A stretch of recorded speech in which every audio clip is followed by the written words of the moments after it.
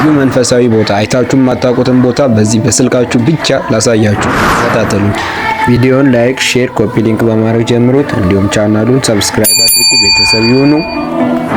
እንደዚህ እንጀምራለን። እሺ መጎብኘታችንን ጀምረናል። ይሄ የምታዩት የፊንጫዋ ደብረ ፀሐይ ቅድስት ማርያም ቤተክርስቲያን ዋሻ ገዳም ነው። እንደገና ቤተክርስቲያኑ አለ። እንደገና ደግሞ የራሷ የሆነ ገዳም ጸበል ቦታ አላት። ቤተክርስቲያኑ ልክ ይሄንን ይመስላል። የውጭው አጥር ነው እየተሰራ ያለ ነው፣ ገና አላለቀም። ከዛ ቤተክርስቲያኑን አይተን ጉዞ ወዴት ነው የምናደርገው? ወደ ገዳሙ እንሄዳለን።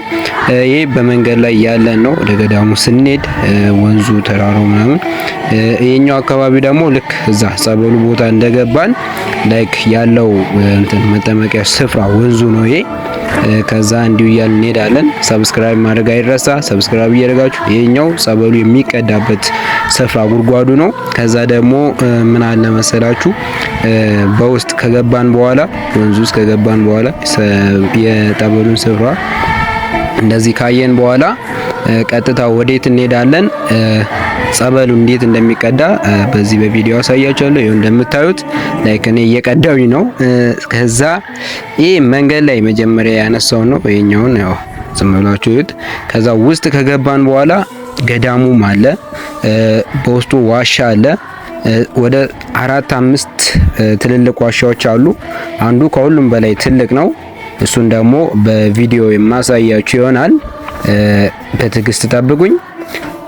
ላይክ፣ ሼር፣ ሰብስክራይብ ይደረግ አይረሳ። ይሄን ነገር ኮፒ ሊንክም አድርጉት። ከዛ ውስጥ ላይ ነን ያለነው አሁን። ይሄኛው ጠበል የሚጠመቅበት ስፍራ ነው። ይኸው ጸበሉ እየወረደ ይታያል።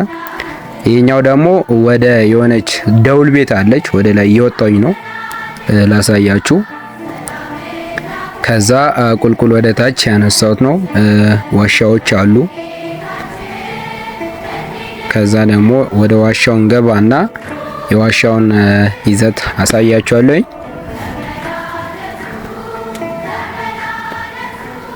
ጉዞ ወደ ዋሻው እየጀመረ ነው።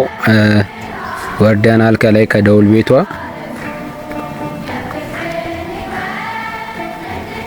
ከዛ ወደ ዋሻው እንወጣለን። ዋሻው ይህንን ይመስላል። አሁን ወደ ላይ እየወጣን ነው። ከዛ ውስጥ ገብቼ አሳያችኋለሁኝ ምን እንዳለ። ይሄኛው ታቦት በፊት የወጣበት ነው። ጥንታዊ ቦታ ነው፣ የቆየ ቦታ ነው። ይህንን አካባቢ ምናልባት ከሞጆ 27 ኪሎ ሜትር ራቅ ብለን የምናገኘው። ይሄ አሁን ዋሻ ውስጥ ነው። ዋሻ ውስጥ እየገባሁኝ ነው። ዋሻ ውስጥ ያው በስልክ ያነሳው ስለሆነ ትንሽ ሊጨልም ይችላል፣ ግን አዩት። ላይክ ገብቼ እንደዚህ እያሳየኋችሁ ነው የሚገኘው። ይሄ ዋሻ ውስጥ ነው። ዋሻ ውስጥ እየሄድኩኝ ነው። ይሄ አንዱ ዋሻ ውስጥ ነው። አንደኛው ተቆልፏል፣ አጋጣሚ ሆኖ አላገኘውም ቁልፍ። ይሄ ዋሻ ውስጥ ነው። በጣም እጅግ ሰፊ ዋሻ ነው። በስልክ ስለሆነ ነው ብዙም የማያጠራው። ዋሻ ውስጥ እያስጎበኘኋችሁ ይገኛሉ ማለት ነው። በደንቡ ጎብኙት። ከዛ ምናልባት መጎብኘት የምፈልጉ ካላችሁ ያው ስልክ ቁጥር አስቀምጣለሁኝ።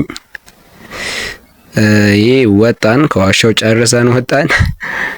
ከዛ ውጫዊ ፓርቱ የዋሻው ውጫዊ ፓርት ምናምን እንደዚህ ማየት ትችላላችሁ። የቤተክርስቲያኑን ውስጣዊ ፓርት እንደዚህ ማየት እንችላለን።